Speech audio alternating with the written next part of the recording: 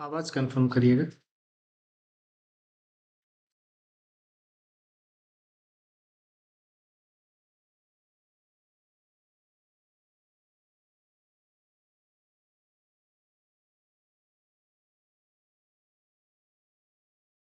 आवाज़ सुनाई पड़ रही है लोगों को? कोई एक लोग हाँ कंफर्म सर, कर। ऑडिबल है सर। ठीक है, थैंक यू। ये सेशन रिकॉर्डेड है, मतलब रिकॉर्डिंग चालू कर दिया है मैंने, और ये सारे सेशंस जो ऑनलाइन गए हैं वो हम शेयर कर देंगे सबसे। तो अभी आज आज जो हमारा सेशन है, this session is about asymmetric encryption. तो हमने अभी तक जितना भी इनक्रिप्शन देखा है, जितने भी एल्गोज हमने अभी तक देखी हैं, वो सारी सिमेट्रिक की एल्गो थी।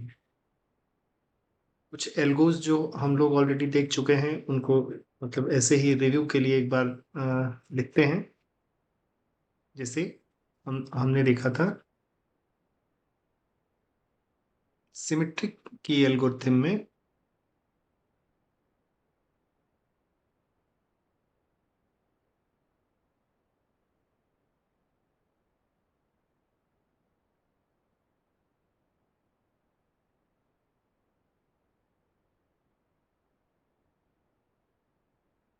अगर कोई कनेक्ट होने में मतलब जैसे कोई लॉबी में रह जा रहा हो, कनेक्ट होने में डिले हो, तो एक बार मीटिंग लीव करके फिर से ज्वाइन कर लेंगे। अगर कनेक्ट होने में डिले हो रहा हो, मतलब इन होने के बाद भी अगर समय लग रहा है, तो एक बार लीव करके फिर से ज्वाइन कर लेंगे।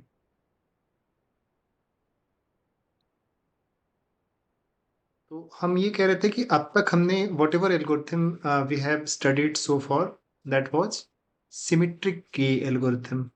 ऐसे कुछ एल्गोरिथम देखते हैं, जैसे हमने देखा था data encryption standard algorithm, DES. ये भी जो है सिमेट्रिक की एल्गो थी, है ना। सिमेट्रिक की एल्गो का मतलब हो गया कि there was only one key which we were using, one key. Data encryption standard हमारा जैसे था, उसके बाद आइडिया हमने देखा था। आइडिया एक मतलब अभी ये बहुत यूज में नहीं आती, लेकिन बीच में ये आई थी चलन में, ये भी सिमेट्रिक की एल्गो ही थी। इसमें भी वन की यूज करते थे। ठीक है, फिर उसके बाद हमने ट्रिपल डीईएस देखा था। ट्रिपल डीईएस, है ना, जिसमें ये डीईएस ही होता था, लेकिन इंक्रिप्शन डिक्रिप्शन इंक्रिप्शन ऐसे मतलब तीन प्रोसेस करके उसको हम तीन बार इंक्रिप्ट करते थे। तीन की यूज होती थी, लेकिन असल में एक की से इनक्रिप्ट करना, फिर दूसरी की से डिसाइफर करना, फिर इसी पहली ही की से फिर से इनक्रिप्ट करते थे। तो एक्चुअली दो की यूज होती थी, लेकिन इन दो में से एक पहले यूज होती थी और एक लास्ट में यूज होती थी, तो उस तरह से तीन बार इनक्रिप्ट करते थे। ये ट्रिपल डीईएस था, अगर याद आ रहा हो तो। नहीं तो एक बार आप विजिट कर लीजिएगा जो हम ट्रिपल डीईएस पढ़े थे। जितनी भी एल्गोरिथम्स हमने देखी डिटेल में, वो सब सिमेट्रिक की एल्गोरिथम थी, जिसमें सिर्फ वन की यूज होती थी। सेम की जो होती है, सेम की, that is used for both encryption and decryption. आप उसी की से इनक्रिप्ट भी करते हैं और उसी की से डिक्रिप्ट भी करते हैं। तो इनक्रिप्शन और डिक्रिप्शन के लिए सेम की यूज होती थी, ठीक है ना। इसीलिए ऐसी एल्गोरिथम को हम लोग सिमेट्रिक की एल्गोरिथम कहते हैं। सिमेट्रिक की एल्गोरिथम फास्ट होती है।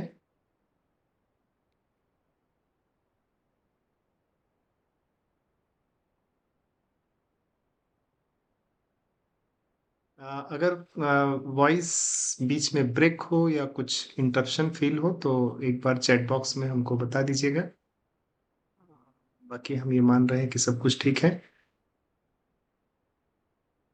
तो हमने ये कहा कि जो इंक्रिप्शन होता है एसिमेट्रिक की वाला, उसकी जरूरत क्यों पड़ी। We want to understand this because we already have a symmetric key encryption where we were using only one key, and this same one key was used for both encrypting and decrypting. तो ये fast था और उसमें मतलब कोई दिक्कत नहीं थी। सबसे बड़ा चैलेंज इसका ये था कि हाउ टू शेयर दिस की। तो ये हमारा चैलेंज था कि हम अपना जो ये सिंगल की यूज कर रहे हैं तो इसको हमको शेयर करना पड़ेगा ना। मतलब मान लीजिए कि एक यूजर नोड है, लेट्स सपोज ये दिल्ली में है, और दूसरा यूजर नोड है, लेट्स सपोज वो कहीं और है, लेट्स सपोज कोलकाता में है।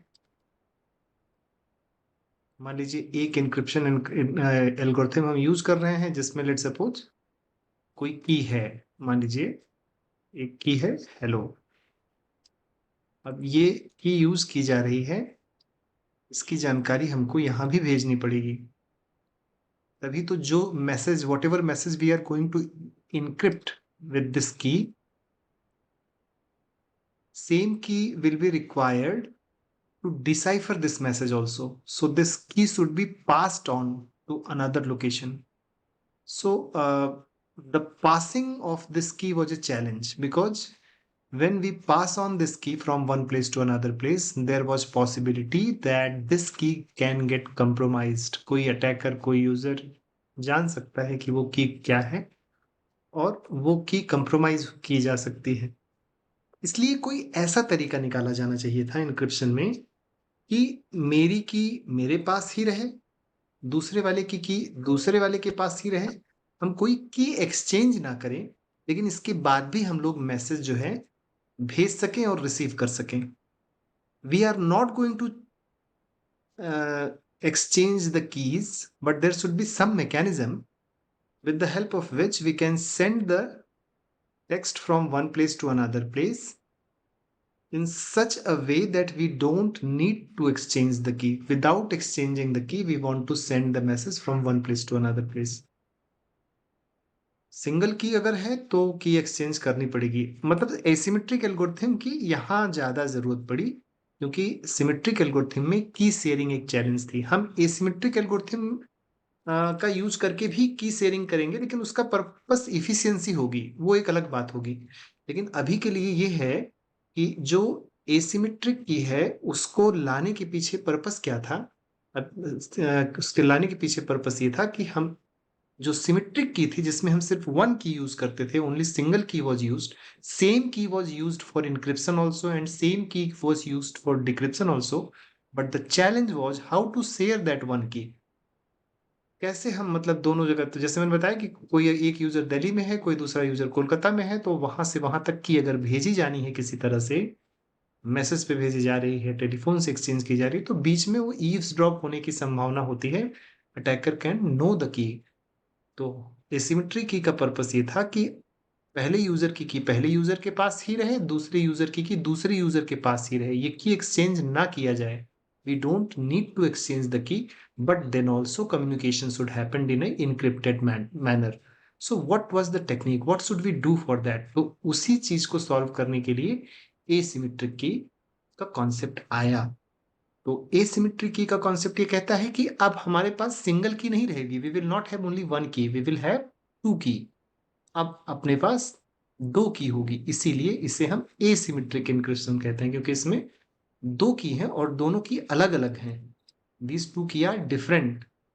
तो एक की को हम पब्लिक की कहते हैं और दूसरे की को हम लोग प्राइवेट की प्राइवेट। कहते हैं। ठीक है। तो एसिमेट्रिक एल्गोरिथम में हम मल्टीपल कीज यूज कर रहे हैं, टू कीज यूज कर रहे हैं, ना कि सिंगल की यूज कर रहे हैं। ठीक है ना।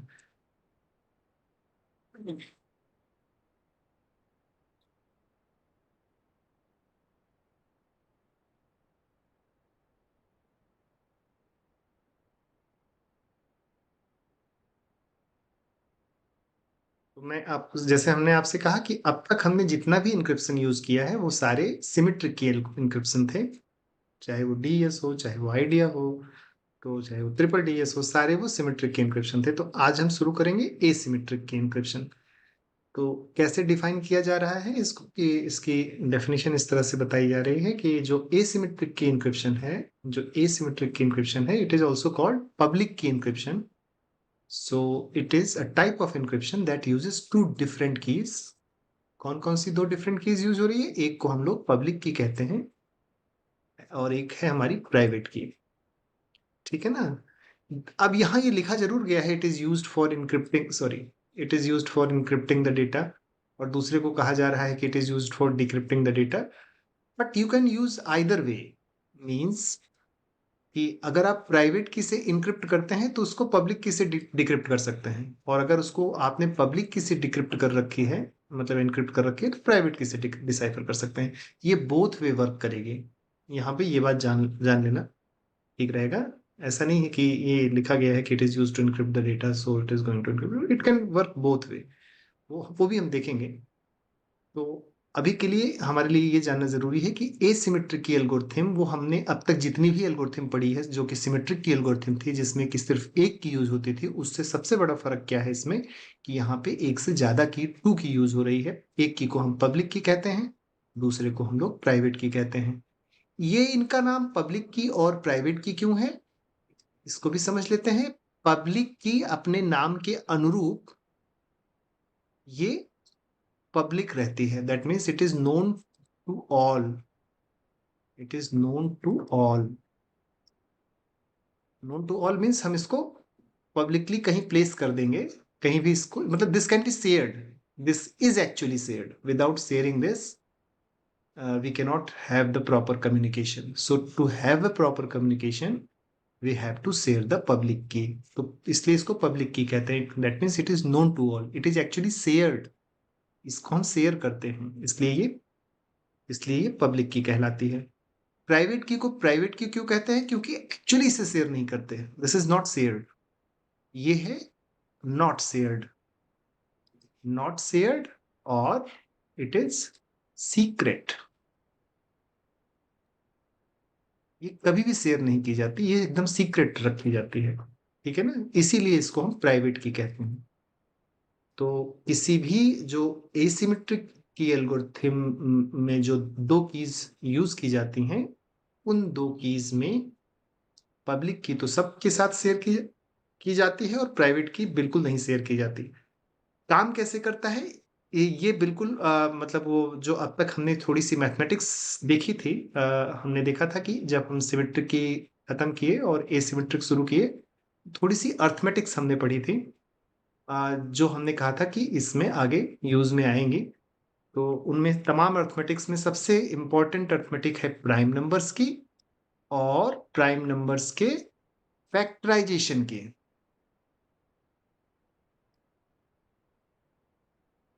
कोई भी पब्लिक प्राइवेट की इंक्रिप्शन एल्गोरिथम इस बात पे वर्क करता है कि अगर कोई दो लार्ज प्राइम नंबर्स हैं p और q,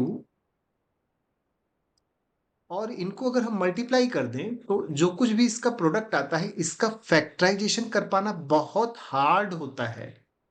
ये इसको तुरंत मल्टीप्लाई करके n तो मिल जाएगा, मतलब ये वन वे फंक्शन तो इजी है, लेकिन n से वापस p और q को पा जाना बहुत हार्ड होता है। यहां तक क्लैरिटी है जो मैं बोल रहा हूं। हम प्राइम नंबर्स देख चुके हाँ। हैं। प्राइम नंबर्स के अलावा हमने ये भी देखा है कि प्राइम नंबर्स के कई सारे जो एट्रीब्यूट्स होते हैं वो भी हमने देखा था। और अब यहाँ पे हम ये देख रहे हैं कि इसका कॉन्सेप्ट ये है, सॉरी, इसका कॉन्सेप्ट ये है, प्राइम कॉन्सेप्ट ये है कि दो लार्ज प्राइम नंबर अगर हम लें, लार्ज प्राइम नंबर मतलब मल्टीपल डिजिट्स के, मतलब एग्जाम्पल में हम छोटे छोटे नंबर लेके देखेंगे, 7 लेके देखेंगे, 13 लेके देखेंगे, ताकि उसका जो कैलकुलेशन पार्ट है वो, उसकी क्लैरिटी आपके साथ शेयर की जा सके, पर्पस उसका सिर्फ इतना है। लेकिन रियल लाइफ की जो एल्गो काम करती हैं, वो एल्गो में लार्ज प्राइम नंबर्स लिए जाते हैं, मल्टीपल डिजिट्स के प्राइम नंबर लिए जाते हैं। और ये प्राइम नंबर्स, अगर कोई दो लार्ज प्राइम नंबर को हम आपस में मल्टीप्लाई कर दें जो कहीं दूर हैं नंबर सीरीज में, तो उनका जो प्रोडक्ट आता है, मल्टीप्लाई करके प्रोडक्ट तो आ जाता है, लेकिन इस प्रोडक्ट से इसको फैक्टर कर पाना बहुत कठिन होता है। और इसी का लाभ मिलता है when we are using asymmetric key algorithm. ठीक है, तो अब हम आगे चलते हैं, ये इसका दूसरा कोर कॉन्सेप्ट है। पहला कॉन्सेप्ट ये है कि we will use two keys, और दूसरा कोर कॉन्सेप्ट ये है कि it works on the concept of factorization of prime number, the hardship of factorization of large prime numbers, ठीक है ना। तो अब ये पब्लिक की क्या होगी, प्राइवेट की क्या होगी, वो आगे जब हम एक्चुअली एग्जाम्पल लेके दिखाएंगे तो वहां पे उसकी क्लैरिटी आ जाएगी। अभी के लिए यहाँ बताया जा रहा है कि ये जो दो कीज होती हैं, these two keys are mathematically related, है ना, but you cannot derive the private key from the public key. Public key अगर आपको दी गई होती है, चूंकि हमने बताया कि पब्लिक की तो शेयर करने के लिए ही होती है, तो हम शेयर कर देते हैं बाकी सारे यूजर से जिनको जिनको हमको कम्युनिकेशन के अंदर लेना है। तो ये तो शेयर्ड सीक्रेट है, ठीक है। ये तो शेयर्ड है, लेकिन प्राइवेट की शेयर्ड नहीं है। तो अगर किसी के पास पब्लिक की गलती से क्या हो, तो पहुंचनी ही पहुंचनी है, पब्लिक की पहुंच भी जाती है, तो उसको रिवर्स कैलकुलेट करके किसी तरह से भी वो हमारी प्राइवेट की नहीं पा सकता, अनलेस कि वो किसी तरह से हमारे सिस्टम में कंप्रोमाइज करके घुस जाए और वो हमारा उस फोल्डर तक पहुंच जाए जहां पे प्राइवेट की रखी गई है, ठीक है ना। तो अब ये मैथमेटिकली रिलेटेड होते हैं दोनों, और प्राइवेट की को हम सीक्रेट रखते हैं, पब्लिक की को हम जनता से बांट सकते हैं जिससे भी हमको कम्युनिकेशन करना है। इस तरह से ये सिस्टम सिक्योर होता है। सिस्टम सिक्योर क्यों होता है? क्योंकि पब्लिक की किसी को पता भी हो अगर, तो वो प्राइवेट की नहीं जान सकता। प्राइवेट की सीक्रेट रखनी होती है और पब्लिक की शेयर करनी होती है, ठीक है। आई जस्ट होप कि यहां तक किसी के पास कोई क्वेश्चन नहीं है। और मैं थोड़ा सा एक बार अटेंडेंस देख लेता हूँ, उसके बाद फिर कंटिन्यू करेंगे।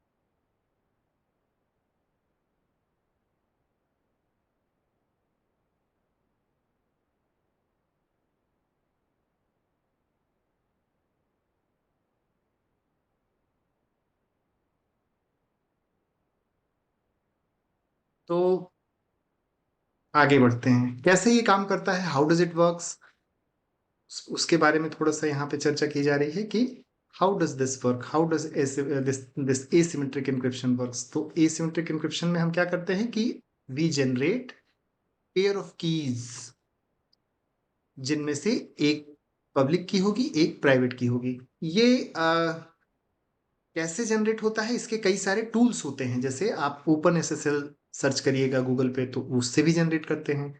अगर आपके पास इस तरह से पुटी टाइप का कोई टूल होता होगा, स्क्रीन हमारी दिख रही है।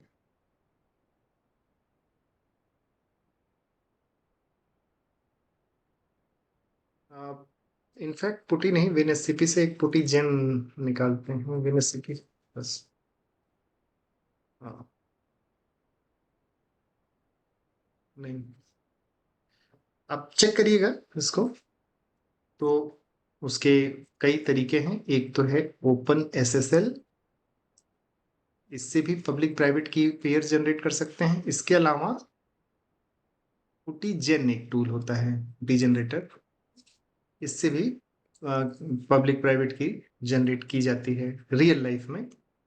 ये किस तरह से वर्क करता है उस पर हम बात कर रहे हैं। अब एक बार ये जनरेट हो गया तो sender uses receivers public key to encrypt message. तो जिसको भेजना है, तो मतलब पहले तो ये यूजर जो है जनरेट करेगा पब्लिक प्राइवेट की पेयर, और फिर पब्लिक वाली की जहां से मैसेज लाना है वहां भेज दी जाएगी। तो जिसको मैसेज भेजना है वो इस पब्लिक की से इसको इनक्रिप्ट करके इसको भेजेगा, ठीक है ना। तो इससे क्या हुआ कि उसने अपनी प्राइवेट की नहीं शेयर की कहीं, और ये पब्लिक की किसी के भी पास पहुंच जाए कोई फर्क नहीं पड़ना, है ना। ये किसी के भी पास पहुंच जाए कोई फर्क नहीं पड़ना, तो वो जिससे मैसेज हमको लेना है उसके पास भी हमने भेज दिया। तो वो इस पब्लिक की से उसने इनक्रिप्ट किया, इनक्रिप्ट करके भेजेगा। और डिसाइफर कैसे होगा? प्राइवेट की से डिसाइफर होगा, प्राइवेट की से ये मैसेज डिसाइफर होके प्लेन टेक्स्ट में आ जाएगा। तो ध्यान रखना, इंक्रिप्शन हो रहा है पब्लिक की से और डिक्रिप्शन डिक्रिप्शन हो रहा है प्राइवेट की से। अच्छा, इसका उल्टा भी हो सकता है कि हम अपना मैसेज अपने प्राइवेट की से इनक्रिप्ट करके भेजें और मेरी पब्लिक की से ये यूजर इसको डिसाइफर कर लेगा। ये बोथ वे होता है, तो you should not get confused by this. हमको लगता है इस स्लाइड पे हमको रखना भी नहीं चाहिए था। It is used for encryption और डिक्रिप्शन। द थिंग इज कि ये तो खाली समझाने के लिए, जैसे वन वे वर्क कर रहा है तो वो कैसे वर्क करेगा उसको समझाने के लिए मैंने खाली इसको रखा है। कहने का ये मतलब हुआ मेरे कि एक से इनक्रिप्ट होगा, दूसरे से डिक्रिप्ट होगा। अब अगर पब्लिक से इनक्रिप्ट हो रहा है तो प्राइवेट से डिसाइफर होगा, और अगर प्राइवेट से इनक्रिप्ट हो रहा है तो पब्लिक से डिसाइफर होगा। ये क्लियर है? Yes sir. ठीक है, तो अब हम आगे चलते हैं। यहाँ पे एक एग्जांपल दिया गया है छोटा सा, कि जैसे अगर मान लीजिए जैसे सारे टेक्स्ट बुक्स में आपके एलिस और बॉब का एग्जांपल ही दिया हुआ है, तो मान लीजिए एलिस को बॉब को मैसेज भेजना है, तो उसमें फिर वो क्या करेगा कि if Alice want to send a confidential message to Bob, तो Bob will share his public key to Alice. फिर एलिस क्या करेगी कि वो पब्लिक की से मैसेज को इनक्रिप्ट करके बॉब को भेजेगी, बॉब उसको प्राइवेट की से डिसाइफर करके प्लेन टेक्स्ट में कन्वर्ट कर लेगा। तो एक तो ये बात हो गई, और आगे अगला उसमें यहाँ पे ये समझाया गया है कि जैसे कभी कभी आता है ना कि compare and contrast between asymmetric and symmetric encryption, दोनों में क्या फर्क है, तो हम बताएंगे कि सबसे बड़ा फर्क है कि इसमें दो की यूज होती है, पब्लिक प्लस प्राइवेट, और इसमें सिर्फ एक की यूज होती है। और ये दोनों तरफ ये की होनी चाहिए, सेंडर की तरफ भी यही की होनी चाहिए और रिसीवर की तरफ भी यही की होनी चाहिए, और इसका शेयरिंग ही सबसे बड़ा चैलेंज है, जिसके चलते एसिमेट्रिक एन्क्रिप्शन को कंसेप्चुलाइज किया गया। तो asymmetric encryption was conceptualized because of this very fact, that we need to share the secret, and during the transmission the secret can be compromised by any attacker, so we don't want to share it। तो public private की में जो public की जिसको हम share कर रहे हैं उसको शेयर किए जाने की कोई चिंता नहीं है, और प्राइवेट की हमको शेयर करनी ही नहीं है। तो इस तरह से कोई सीक्रेट शेयर नहीं हुआ। ये कैसे वर्क करता है उसको हम देखेंगे, उसके पीछे बड़ी प्यारी सी मैथमेटिक्स है, और वही मैथमेटिक्स है जो हम अब तक देखे हैं, मतलब जो हम थोड़ा उसका कॉन्सेप्चुअली पढ़े हैं पिछले क्लासेस में, जो हमारी ऑफलाइन क्लासेस हुई हैं। ये थोड़ा सा स्लो होता है क्योंकि इसमें कई कैलकुलेशंस हैं, ये ज़्यादातर फास्ट होती है, और उसमें भी डिपेंड करता है ना कि कितने बिट का इंक्रिप्शन यूज किया जा रहा है। तो ये कोई मतलब आप इसको ब्लैंकेट स्टेटमेंट मत मानिएगा कि मैंने कहा कि ये मतलब फास्ट है या स्लो है, तो कई फैक्टर्स पे डिपेंड करता है। मतलब ऑन द एवरेज जनरली ये स्लो होती है, ये फास्ट होती है, बस वही कही जा रही है। और आज के मतलब एरा में जहाँ की रैम खूब है, कंप्यूटिंग पावर खूब हो गई है छोटी डिवाइसेस में भी, तो ये कोई बड़ा चैलेंज नहीं है।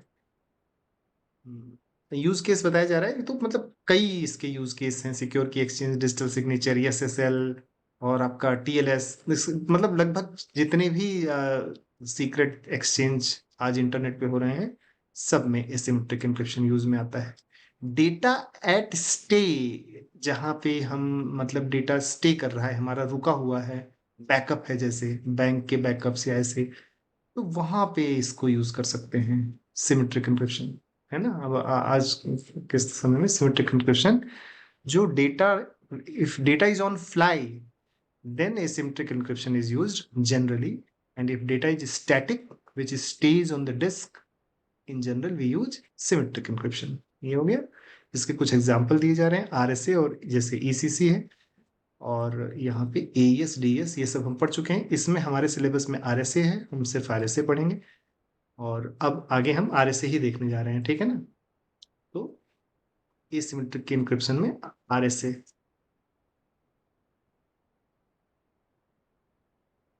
इसे आरएसए क्यों बोलते हैं, क्योंकि ये जो इनके तीन डेवलपर्स थे अलग अलग, रॉन रिवेस्ट, आदि सामिर, लियोनार्ड एडलमैन, ये यहाँ पे लिखा हुआ है।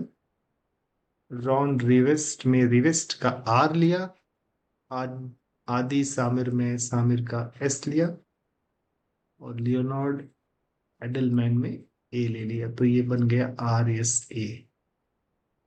इसीलिए इसको आर एस ए कहते हैं। ये कैसी है, ये एसिमेट्रिक की एल्गोरिथम है। एसिमेट्रिक की एल्गोरिथम का मतलब हो गया कि इसमें दो की यूज होंगी, एक प्राइवेट की, एक पब्लिक की।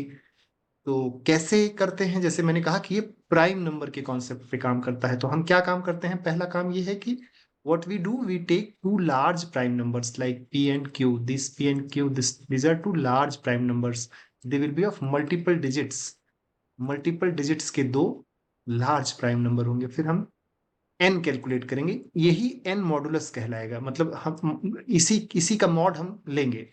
जैसे हमने अब तक लिया था ना, तमाम सारे हमने जो एल्गोरिथम्स देखे हैं पीछे, जो अर्थमेटिक्स हमने देखा था, उसमें कुछ कुछ नंबर्स जैसे 9 मॉड, कुछ हम नंबर लिया करते थे ना 7 6 5, तो ये मॉड क्या होगा, यही लार्ज प्राइम नंबर का प्रोडक्ट होगा। This is going to work as our mod, ठीक है ना।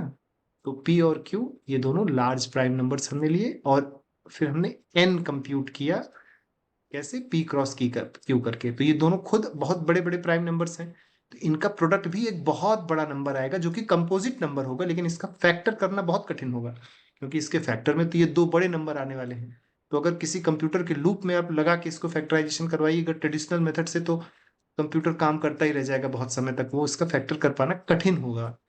तो यही ये इसी चीज का फायदा मिलता है, हम एसिमेट्रिकल को जब हम यूज करते हैं, तो इसी प्राइम नंबर फैक्टराइजेशन का, the hardship of factorising a number, a composite number which is made up of two large prime numbers। तो p और q दो लार्ज प्राइम नंबर हम ऐसा चुनते हैं कि जो कि बहुत ज्यादा दूर ना हो, थोड़ा करीब करीब हो, लेकिन ये रैंडम चुनना है, रैंडमली उठाते हैं। तो वो जो एल्गो होती है, जैसे ओपन एसएसएल से आप जनरेट करते हैं, तो वो मतलब इसी तरह का एक नंबर जनरेट करेगा। एक्चुअली ये नंबर जनरेशन वगैरह हमको उसमें नहीं दिखता, उसमें तो बहुत सारे एक इनक्रिप्टेड मेथड में हमको की जनरेटेड होकर दिखने लगती है, तो वो एक अलग बात है। लेकिन उसके पीछे की मैथमेटिक्स क्या, कैसे काम कर रही है, उसी पे यहाँ पे बात हो रही है, कि हम असल में दो लार्ज प्राइम नंबर्स लेते हैं और उनका प्रोडक्ट निकालते हैं एन, यही मॉडुलस का काम करेगा। This is the modulus.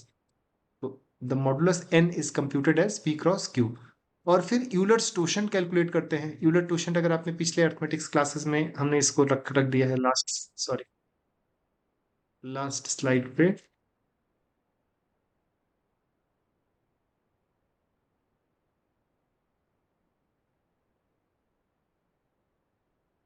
ये याद है, ये यूलर टोशन ये बेसिकली काउंट है, कि जैसे कि मतलब मान लीजिए कोई प्राइम नंबर है, तो उस प्राइम नंबर के मतलब बीच में कितने मतलब कितने ऐसे नंबर्स हैं जो आपस में को प्राइम्स हैं, उसका काउंट है ये।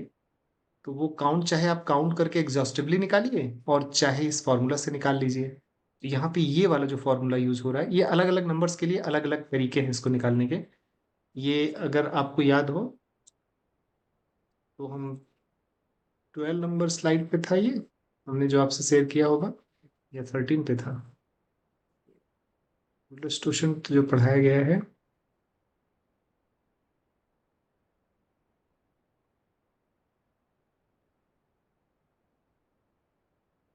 यही है ना। डेफिनेशन क्या कहती है, कि काउंट है ये, किसका काउंट है, the number of positive integers less than N that are relatively prime to N. तो 5 से छोटे वो सारे नंबर जो 5 की तुलना में प्राइम हो, तो आपने एग्जॉस्टिवली लिस्ट करके काउंट कर लिया। 1 5 की तुलना में प्राइम है, की तुलना में प्राइम है का मतलब है कि इन दोनों में कोई कॉमन फैक्टर एग्जिस्ट नहीं करता। दो और पांच में भी नहीं करता कोई कॉमन फैक्टर, 3 और 5 में भी नहीं, 4 और 5 में भी नहीं, तो ये चारों ही हो जाएगा, तो काउंट हुआ 4। ये 1 2 3 4 वाला इसको नहीं देखना, ये काउंट है। उसी तरह से यूलर्स टोशन फॉर 10 भी यही होगा, क्योंकि आप अगर देखेंगे तो 10 में कॉमन फैक्टर अगर 1 2 3 4 के बाद 5 लिखते हैं, तो 5 और 10 में 2 कॉमन फैक्टर हो जाता है ना, वो नहीं लेंगे, है ना। उसी तरह से 6 में भी 2 कॉमन फैक्टर हो जाएगा। फिर 7 थोड़ा बढ़ जाएगा, 7 5, मतलब तो कहने का ये मतलब है ना, कि हम काउंट देखते हैं। तो उसका तरीका क्या है, कि जो भी नंबर यहाँ पे लिस्ट कर रहे हैं 1 2 3 4, इसका इस नंबर के साथ जीसीडी निकालते हैं हर बार। और जितनी बार में भी अगर जीसीडी मतलब उस 1 के परे कोई आ जाता है, तो वही चीज अगले स्लाइड पे यहाँ पे दिखाई दी है, कि एग्जॉस्टिवली हम जीसीडी निकालते हैं, है ना। तो जहां जहां 1 आ रहा है वहां वहां टिक कर दिए, जहां 1 के परे कुछ आ गया तो उसको हमने कट कर दिया। तो अब जितने भी टिक हैं, टिक मार्क्स वाले, वो सब हमने काउंट कर लिए। तो वही यूलर टोशन निकलता है ना। तो जैसे ये 8 के लिए निकाला गया है, तो 8 के लिए भी 4 ही है, और यहाँ पे हमने देखा 5 के लिए भी 4 था, ठीक है ना। उसका रीजन क्या है, कि उसके आगे में कॉमन फैक्टर मिलने लगेंगे। जैसे 5 के आगे 6 है, तो 6 और 8 में 2 कॉमन फैक्टर हो जाएगा ना, 2 2 जा 4, 2 3 जा 6, 7, लेकिन इसमें एक है, 7 के साथ जीसीडी 1 है, ठीक है। तो इस तरह से यूलर क्वोशंट निकाला जाता है, लेकिन ये तो एग्जॉस्टिव लिस्टिंग से यूलर क्वोशंट निकाला जा रहा है। जैसे यूलर क्वोशंट ऑफ 35 को एग्जॉस्टिव लिस्टिंग से निकाला गया 24। अब वैसा ना करके ये जो स्लाइड है बेसिकली ये बता रही है कि इसके फॉर्मूलाज क्या क्या हैं। अगर n एक प्राइम नंबर है तो यूलर क्वोशंट हो जाएगा n-1। अगर n प्राइम नंबर ना होके दो बड़े प्राइम नंबर्स का फैक्टर है, मतलब अगर उसमें दो प्राइम नंबर्स p और q का मल्टीपल है तो p-1 इंटू q-1। एग्जैक्टली यही फॉर्मूला हम वहां यूज कर रहे हैं। और कंपोजिट नंबर है तो अगर a या b में से कोई एक कंपोजिट नंबर हो तो उसका तरीका ये है ना कि n into 1-1 upon p, 1-1 upon p2 p3 and so on and so fourth, जहाँ पे P1 P2 डिस्टिंक्ट प्राइम होंगे। डिस्टिंक्ट प्राइम का भी ये भी मतलब है ना कि फैक्टर तो कई हो सकते हैं, लेकिन कुछ कंपोजिट नंबर भी हो सकते हैं। तो हमको कंपोजिट नंबर पे नहीं रुकना है, हमको तब रुकना है जब वो एग्जैक्टली प्राइम फैक्टर्स हो जाएं, एग्जैक्ट प्राइम फैक्टर्स हो जाएं। हम अपनी पीपीटी पे लौटते हैं, जो ओरिजिनल पीपीटी है। तो हाँ, अब इसको और आगे समझते हैं कि यहाँ पे यूलर क्वोशंट कैसे कैलकुलेट किया जा रहा है। उसी उसी फॉर्मूला से कैलकुलेट किया जा रहा है जो हमने देखा था कि phi N is equal to p-1 into q-1। इसी फॉर्मूला से ये कैलकुलेट किया गया, जो फॉर्मूला हमने लास्ट स्लाइड में देखा। लास्ट स्लाइड में हमने क्या फॉर्मूला देखा, ये था फॉर्मूला कि कोई ऐसा नंबर n हो जो p क्रॉस q से बना हो, जहां p भी प्राइम है और q भी प्राइम है, तो यूलर क्वोशंट कैलकुलेट करने का तरीका ये है p-1 इंटू q-1। वही बात यहाँ पे है। उसी के चलते यहाँ पे यूलर क्वोशंट कैलकुलेट किया गया। Euler quotient function phi N is equal to p-1 multiplied by q-1। ठीक है ना, यहां तक क्लियर है। तो अब पब्लिक की बेसिकली बनाई कैसे गई, पब्लिक की बनाई गई इस तरह से कि हम एक पेयर लेते हैं। पेयर लिया हमने ई एन का, जहां एन क्या था, हमारा मॉडुलस था। मॉडुलस क्या था, p क्रॉस q का मल्टीपल। इस मॉडुलस को एक नंबर ई के साथ हमने पेयर किया, जहां ई भी रैंडमली चूज किया जाता है, लेकिन ये स्मॉल प्राइम नंबर होता है। ये एक स्मॉल प्राइम नंबर है, ठीक है ना। तो यहाँ पे e is typically chosen as a small prime number relatively prime to phi n। इस phi n की कंपैरिजन में ये प्राइम होना चाहिए, यानी कि इसके बीच में कोई कॉमन फैक्टर एग्जिस्ट नहीं करना चाहिए। phi n और e के बीच में कोई कॉमन फैक्टर एग्जिस्ट नहीं करना चाहिए। तो इस जोड़े को हम पब्लिक की कह रहे हैं। पब्लिक की हमारा क्या हो गया, हमारा मॉडुलस जो हमने चूज किया है p क्रॉस q, जहां p और q हमने रैंडमली उठाया है। रैंडम कोई लार्ज प्राइम नंबर्स हैं, रैंडमली उठा लिया। और ये रैंडमली इस तरह से उठाते हैं कि p और q के बीच में बहुत दूरी ना हो, बहुत करीब भी ना हो लेकिन बहुत दूरी ना हो, थोड़ा पास पास ही हो। और इनका फिर हमने प्रोडक्ट निकाला जो कि n बन गया मॉडुलस। फिर हमने फाई n कैलकुलेट किया जो कि टोशंट, यूलर टोशंट है, जिसका फॉर्मूला है p-1 इंटू q-1। और ये जो कुछ भी वैल्यू आई, इसकी तुलना में प्राइम एक नंबर ई हमने चुना, जो कि एन के साथ जोड़ा बना के पब्लिक की कहलाएगा। एन के जोड़े के साथ ये पब्लिक की हो जाएगा। ठीक है, तो इसका मतलब ये हुआ कि पब्लिक की बेसिकली पेयर ऑफ नंबर्स हैं, पेयर ऑफ नंबर्स हैं, जिसके पेयर में एक तो रिलेटिवली स्मॉल प्राइम नंबर है और दूसरा मॉडुलस है, जो कि जो बड़े वाले दो प्राइम नंबर हमने लिया था उनका मल्टीपल है। दो दो बड़े वाले प्राइम नंबर का मल्टीपल। ठीक है ना, यहां तक क्लैरिटी है। अब आगे देखते हैं इसमें कि अब एक डी हम कैलकुलेट करके निकालते हैं। ई तो हम अपने आप से चुनेंगे, है ना। ई तो हमने अपने आप से कोई छोटा सा स्मॉल प्राइम नंबर चुन लिया जो कि रिलेटिवली प्राइम हो, जो जिसके और फाइव एन के बीच का कोई को फैक्टर ना हो। अभी जब हम एक्चुअली डिजिटल एग्जांपल्स देखेंगे ना, जब रियल वैल्यू रख के, तो और क्लैरिटी आएगी। तो मैं ये कह रहा हूँ कि हमने इस इन दोनों को आपस में प्राइम चुन लिया। अब आप मतलब आपस में ये मतलब रिलेटिवली प्राइम होनी चाहिए, यानी कि इसमें कोई को फैक्टर नहीं होना चाहिए।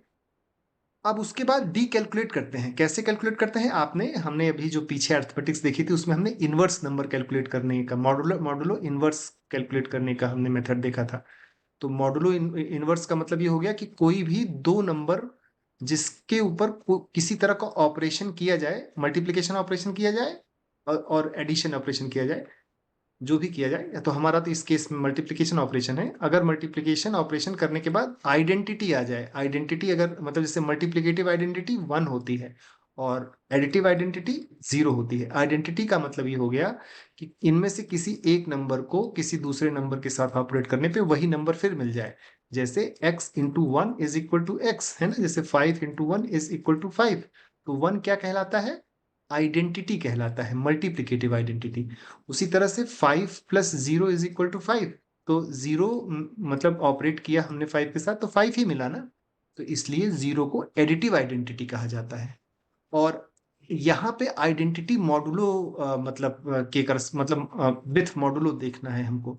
और मॉडुलो मॉड हमारा क्या बन रहा है? मॉड हमारा यूलर टोशंट यहाँ पे लिया हमने, यूलर टोशंट का मॉड। तो मतलब हम डी ऐसे कैलकुलेट किए जो कि ई का इनवर्स हो। ई का इनवर्स कब होगा?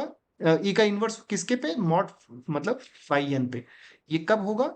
जब ये कोई कोई ऐसी संख्या होगी जिसका मतलब मल्टीपल इसके साथ करने पे और इससे इसको डिवाइड करने पे रिमाइंडर 1 बचे। ये हम पिछले क्लासेस में देख चुके हैं, हमने छोटे छोटे कुछ न्यूमेरिकल्स भी देखे थे कि कैसे इनवर्स कैलकुलेट करना है ना।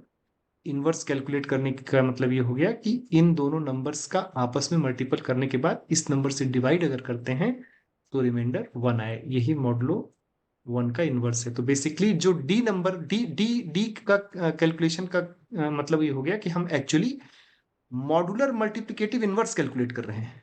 We are calculating modular multiplicative inverse of which number? E. E is chosen randomly. इसको हम रैंडमली चूज कर लेते हैं। बस इसकी ई की खूबी क्या होनी चाहिए कि ई और फाई एन आपस में प्राइम होनी चाहिए, रिलेटिवली प्राइम होनी चाहिए, यानी आपस में इसमें कोई कोफैक्टर नहीं होना चाहिए। ठीक है ना। इस तरह से हमारे सिरे से मतलब यूजर ने मतलब एक तो पब्लिक की कैलकुलेट कर ली ई एन, और दूसरी प्राइवेट की बन जाएगी। प्राइवेट की का जोड़ा क्या होता है? डी के साथ। जैसे इसका जोड़ा ई के साथ है वैसे प्राइवेट की का जोड़ा डी के साथ है ना। वही वो अगले स्लाइड पे हम देखते हैं। तो जो मतलब ये जो इसमें लिया नहीं है स्लाइड पे शायद मैंने, लेकिन जैसे पब्लिक की है, पब्लिक की है हमारी ई एन, वैसे जो प्राइवेट की बनती है वो हमारी हो जाएगी डी एन। डी एन, है ना। D N will be private key, E N is public की। अब देखते हैं कि इंक्रिप्शन कैसे होता है। इंक्रिप्शन करने के लिए हम जितना भी हमारा टेक्स्ट होता है सब टेक्स्ट को किसी न किसी नंबर में कन्वर्ट कर लेते हैं। और हम जानते हैं कि कंप्यूटर में every character is corresponding to some numeric number, है ना। तो whether it is ASCII code, whether it is Unicode, कोई भी कोड यूज किया गया हो, there will be some numbers. और चूंकि हम एन को तो बहुत बड़ा नंबर लेते हैं ना, एन एन क्या है? N actually P into Q है, जहां पी और क्यू मल्टीपल डिजिट्स के लार्ज प्राइम नंबर्स हैं। तो इनके प्रोडक्ट से तो और भी बड़ा नंबर बना ना, जो कंपोजिट नंबर बना। तो एन ऑलरेडी इतना बड़ा रहता है कि किसी भी लैंग्वेज में इनकोडिंग होती है तो ये रिलेशन अपने आप फॉलो होता है। इसको इस तरह से मतलब मतलब इनक्रिप्ट किया जाता है कि जो नंबर एम बने मैसेज का, जो नंबर एम बने that should be between 0 and N. It should be equal to और greater than 0 and less than N, where N is our product, जो मॉडुलो हमने लिया था। मॉडुलो एन ले रहे हैं ना, तो वो मॉडुलो है। तो वो लेकिन इन जनरल जब टेक्स्ट मैसेज को इनक्रिप्ट करते हैं तो ये फुलफिल अपने आप होता है। उसी तरह से जैसे कोई बहुत बड़ा चंक ऑफ डेटा हमको ट्रांसफर करना है, जिसमें मान लीजिए इमेज डेटा है। इमेज को भी तो बाइनरी के रूप में ही कन्वर्ट करके कंप्यूटर रखता है, तो उसको हम ऐसे ब्लॉक्स में कन्वर्ट कर देते हैं, ऐसे ब्लॉक्स में कन्वर्ट कर देते हैं कि वो ब्लॉक साइज जो है इस क्राइटेरिया को फुलफिल करे। मतलब उस इस ब्लॉक साइज का जो कोड बने, जो न्यूमेरिक नंबर बने, दैट शुड बी मतलब fulfil this equality. That means it will lie between 0 and N, है ना। और लास्ट में अगर थोड़ा सा बचता है तो पैडिंग वेडिंग करके उसको उस ब्लॉक साइज को भी उतना बड़ा बनाते हैं कि वो इस तरह से एक नंबर बन जाए। यहाँ तक किसी कोई डाउट है? ठीक है, तो आगे चलते हैं। तो हम साइफर टेक्स्ट कैसे कैलकुलेट करते हैं? ये साइफर टेक्स्ट कैलकुलेट करने का तरीका है। Cipher text C is equal to M, M हमारा मैसेज है, M raise to the power E. E हमारा पब्लिक की का वो रिलेटिवली छोटा सा प्राइम नंबर है जो हमने चुना था। हमने जोड़ी कैसे बनाई थी? ई एन की जोड़ी बनाई थी ना, उसका उसका ई यहाँ पे आ गया। और किसके मॉड पे है, एन के मॉड पे है ना। तो ये इस तरह से साइफर टेक्स्ट सी मिल गया, ये भी एक नंबर होगा। अब ये जो इनक्रिप्टेड टेक्स्ट है इसको भेज देंगे, तो इंस्टेड ऑफ एम जो ट्रांसमिशन लाइन में जाएगा वो सी जाएगा, सी साइफर टेक्स्ट है जो हमने इस तरह से कैलकुलेट करके निकाला।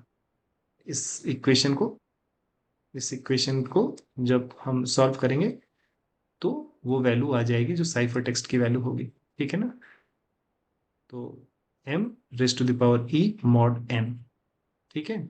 डिसाइफर कैसे होगा, डिसाइफर के लिए d की यूज करनी है, d और n का जोड़ा, मतलब मॉड n पे है सब कुछ, ये जानने के लिए n दोनों तरफ शेयर किया गया है, मगर यहाँ d पता है, यहाँ किसी को नहीं पता कि e भी कोई वैल्यू है, e का कोई जरूरत भी नहीं है ना। तो cipher text C is decrypted using private key d, कैसे, सच दैट मैसेज अब वापस प्लेन टेक्स्ट वापस लाना है, कैसे आएगा ये, जो साइफर टेक्स्ट आया C raise to the power D, C raise to the power D mod N, है ना, C raise to the power D mod N, जहां सी साइफर टेक्स्ट है, डी हमारा प्राइवेट की है, प्राइवेट की का power है, और मॉड एन तो वो तो है ना। इस तरह से डिसाइफर हो जाता है। और आगे ये बताया जा रहा है कि बहुत सारे कम्युनिकेशन प्रोटोकॉल्स में यूज में आता है, जैसे HTTPS है, SSH है, हम अभी देखेंगे, PGP है, सब देखेंगे। मतलब एग्जैक्टली ये कैसे वर्क करता है उस पर भी हम देखेंगे।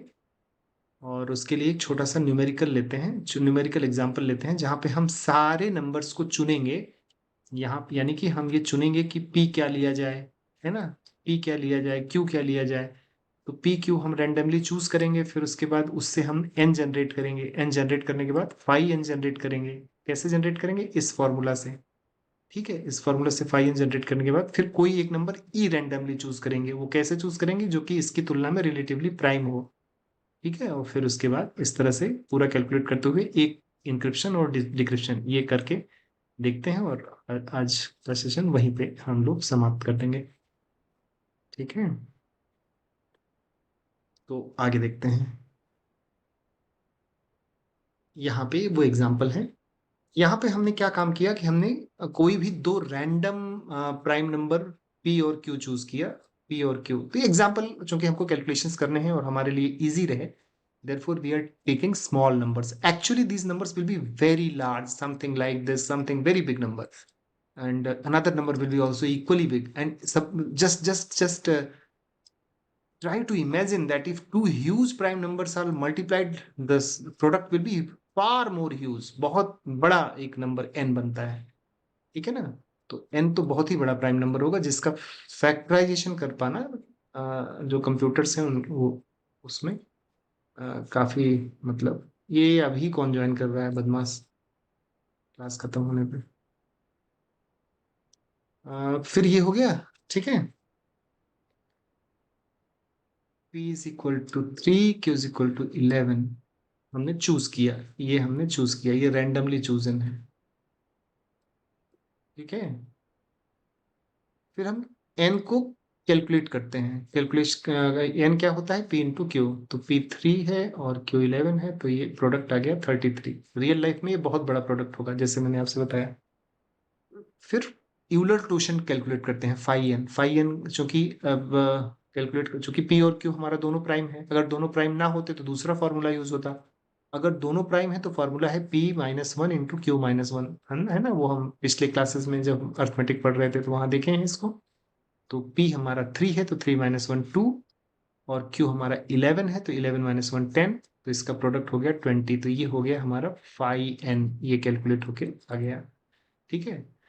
अब हमको चूज करना है कोई एक नंबर ई जो कि इस तरह से हो कि वो 20 की तुलना में प्राइम हो, माने उसमें और 20 में कोई को फैक्टर ना हो, 20 की तुलना में प्राइम, यही बात कही जा रही है ना। So choose E such that ई छोटा है यूलर टोशेंट और एक से, मतलब it should lie between this, and E and phi N are coprime, ये एक शर्त लागू होती है, ये होनी चाहिए। तो ऐसा एक नंबर 7 चुन लिया गया, ये रैंडमली चूज किया जाएगा। तो 7 को आप देखेंगे कि 7 और 20 में कोई कॉमन फैक्टर नहीं है, कोई कोई कॉमन फैक्टर नहीं है, तो यानी आपस में ये को प्राइम है, ये रिलेटिवली प्राइम है। एक ही बात है, चाहे हम रिलेटिवली प्राइम कहें को प्राइम कहें, और क्या है, और ये है कि ये लाई करता है 1 और 20 के बीच में, मतलब ये 1 से तो बड़ा है और 20 से छोटा है। 1 से बड़ा 20 से छोटा एक रैंडम नंबर चूज करेंगे जो कि रिलेटिवली प्राइम हो यूलर क्वोशंट से। यूलर क्वोशंट यहाँ पे 20 आया है, ऐसा एक नंबर 7 हमने चूज किया। जब हम बड़े बड़े नंबर्स ले रहे होंगे तो उसमें ये थोड़ा और बड़ा हो सकता है 7 की जगह पे, और बड़े नंबर्स भी हो सकते हैं 2 डिजिट वाइज नंबर। नहीं, इन जनरल ई जो है छोटा लिया जाता है, छोटा प्राइम नंबर कोई होता है। फिर कंप्यूट करना है डी, यानी प्राइवेट की। ये डी कंप्यूट करके हम अपने पास सेफ रख लेंगे, इसको नहीं शेयर करना किसी से। तो उसकी कंप्यूट करने का डी क्या है, ये ई का इनवर्स है, ई का इनवर्स होगा। तो वो डी ऐसा होना चाहिए कि डी और ई को मल्टीप्लाई करें और मॉड निकालें पाई एन से, तो 1 आए, रिमाइंडर 1 आए, है ना, यानी कि इनवर्स होना चाहिए। तो इसके कई सोल्यूशंस हो सकते हैं, ये भी हमने देखा। ऐसा ही एक सोल्यूशन है कि हम डी को 3 चुन सकते हैं। क्यों? क्योंकि 3 7 21, 21 को 20 से डिवाइड करेंगे तो रिमाइंडर 1 बचेगा। इसके मल्टीपल सॉल्यूशंस हो सकते हैं, उनमें से एक सॉल्यूशन है d इज इक्वल टू 3 ले लेने से। तो d हमने 3 ले लिया, ठीक है, d हमारा 3 हो गया। अब ये d सीक्रेट की हो गया, यानी 3 और जो मॉड है, मॉड हमारा 33 है, ये हमारी सीक्रेट की हो गई। यही बात यहाँ पे बताई जा रही है कि हमारी जो प्राइवेट की है वो 3 और 33 का जोड़ा, ये हमारा प्राइवेट की हो गई। पब्लिक की हमारी क्या हो गई, 7 और 33 का जोड़ा। ये हम बांट सकते हैं लोगों में, इसको हम पब्लिकली बता देंगे, ठीक है। अब इनक्रिप्ट, अब जैसे अब यहाँ पे हमने रैंडमली पी चूज किया 3, क्यू चूज किया 11, एन कैलकुलेट होके आया 33, ई हमने चूज किया 7, और ई के बेसिस पे डी कैलकुलेट होके आया है कितना, 3। ठीक है, यहाँ तक क्लियर है।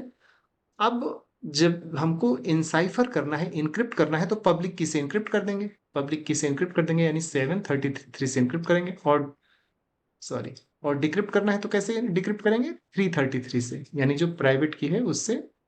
और 33 तो मॉड है ना।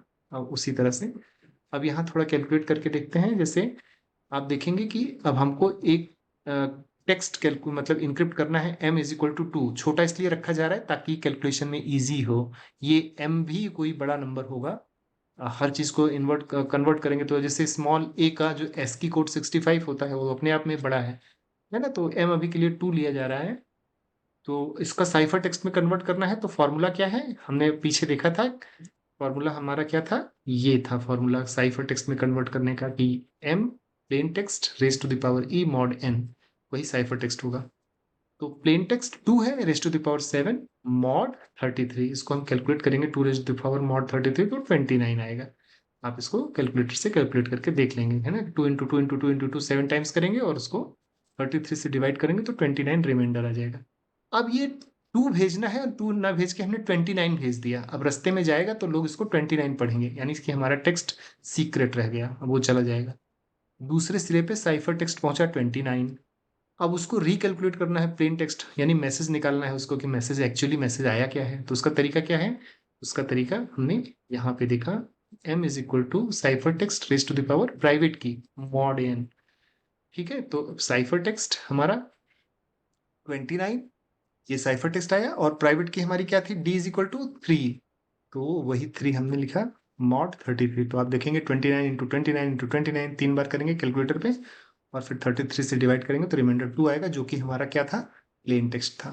इस तरह से बिना की शेयर किए, मतलब बिना सीक्रेट की शेयर किए, यहाँ की सीक्रेट की के शेयरिंग की जरूरत नहीं पड़ रही है। जो पब्लिक की है वो तो ऑब्वियसली शेयर होगी, के मतलब बिना सीक्रेट की शेयर किए हम अपना टेक्स्ट एक्सचेंज कर सकते हैं। This is the significance of asymmetric key algorithm, ठीक है ना।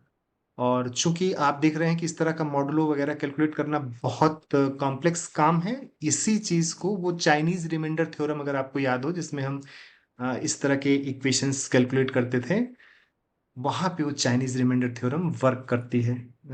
हमने पिछले अरिथमेटिक क्लासेस में जो छोटे छोटे देखे थे इक्वेशंस, तो this is where Chinese remainder theorem play a role to make the deciphering of RSA algorithm easy. आप प्रश्न पूछ सकते हैं, हम सेशन समाप्त कर रहे हैं। Can you explain the fifth step again? ये न्यूमेरिकल वाले, Yes, sir. आरएसए में हमने ये कहा कि हम दो रैंडमली प्राइम नंबर्स लेते हैं जो कि बहुत ज्यादा दूर दूर ना हो, थोड़ा पास ही हो लेकिन बहुत पास भी ना हो। तो वो दो रैंडमली प्राइम नंबर पी और क्यू हम चूज करते हैं। यहाँ पे हमने चूज किया 3 और 11, just for the simplicity of calculation. छोटे नंबर चूज किए गए। तो ये विकी से लिया गया है। आप अगर वेबसाइट पे विकीपीडिया पे विजिट करेंगे तो ये एग्जैक्टली एग्जाम्पल वही यहाँ पे एक्सप्लेन किया गया है। ये मैंने बुक से नहीं लिया है क्योंकि वो वाला हमको ज्यादा इजी लगा।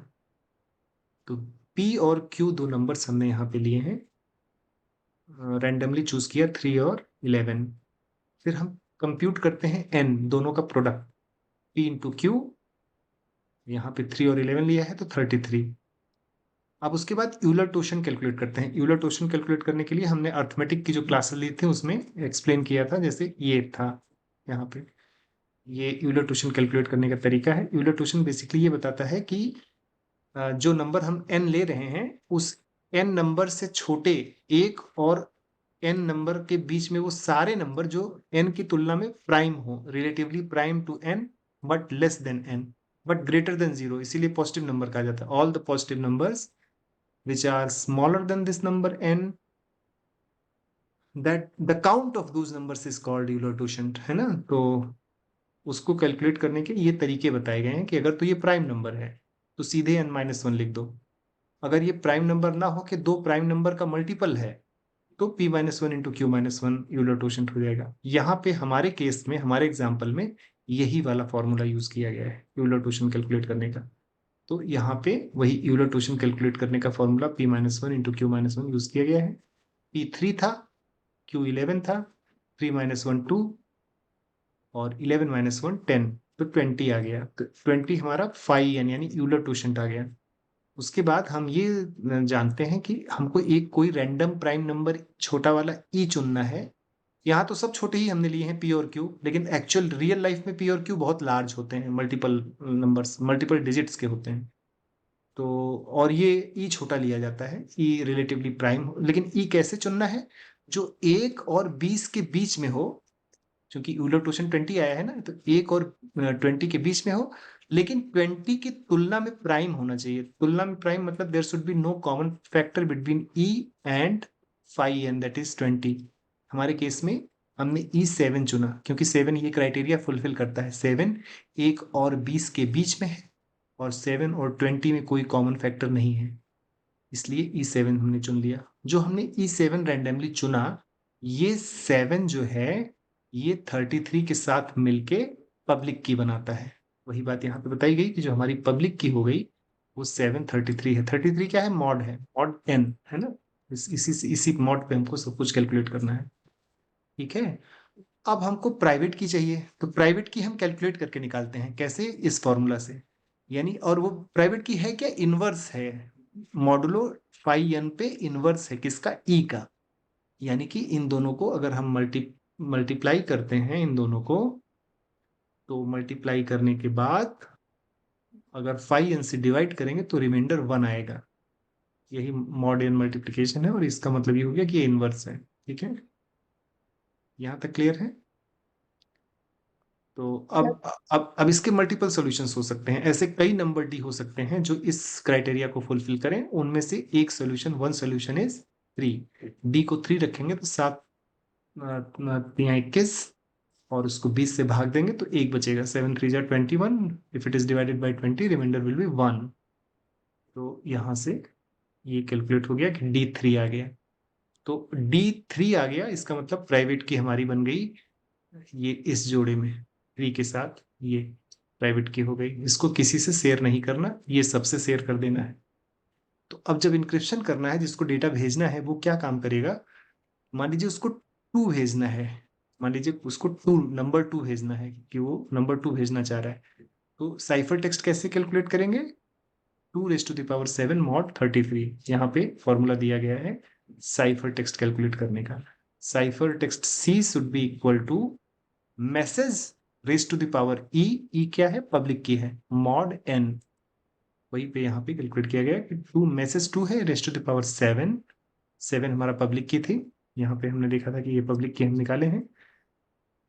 तो पब्लिक की थी मॉड 33। इसको जब आप कैलकुलेट करेंगे सॉल्यूशन तो ये 29 आएगा, है ना। यानी कि अगर आप इसको करेंगे 2 × 2 × 2 × 2 × 2 ऐसे 7 बार अपॉन 33, तो ये रिमाइंडर ये आएगा। डिसाइफर कैसे करना है, अब वहां पे भेजना हमको 2 था लेकिन पहुंचा वहां 29, तो डिसाइफर करने का यानी ओरिजिनल मैसेज पाने का तरीका क्या था कि जो मैसेज है, message raise to the power private key modulo 33, यही बात यहाँ पे बताई गई है। मैसेज अगर हमको पाना है तो cipher text raise to the power private key mod n, वही यहाँ पे हो रहा है। तो 29 × 29 × 29 3 बार करेंगे और उसको 33 से डिवाइड करेंगे तो रिमाइंडर 2 आएगा। इसको आप कैलकुलेट करके देख भी सकते हैं। तो इस तरह से ओरिजिनल मैसेज मिल गया और रास्ते में क्या गया 29, जो इन ट्रांसमिशन मैसेज जा रहा है वो 29, इसलिए किसी बाहरी आदमी को ये नहीं पता चलेगा कि एक्चुअल मैसेज क्या गया। और सबसे बड़ी बात क्या है कि हमको अपनी प्राइवेट की भी कहीं भेजनी नहीं पड़ी। We have not shared 333 to anybody, we have only shared 733। That's all from my side. ठीक है, कल 8:30 बजे एक क्लास और रहेगी, उसके बाद फिर आप लोग पढ़ाई करिएगा। हमारी तरफ से ये खत्म रहेगा। नेटवर्क से रिलेटेड जो हैंडआउट्स दिए गए हैं उसकी स्टडी करते रहिएगा। कुछ और पूछना है या बंद किया जाए?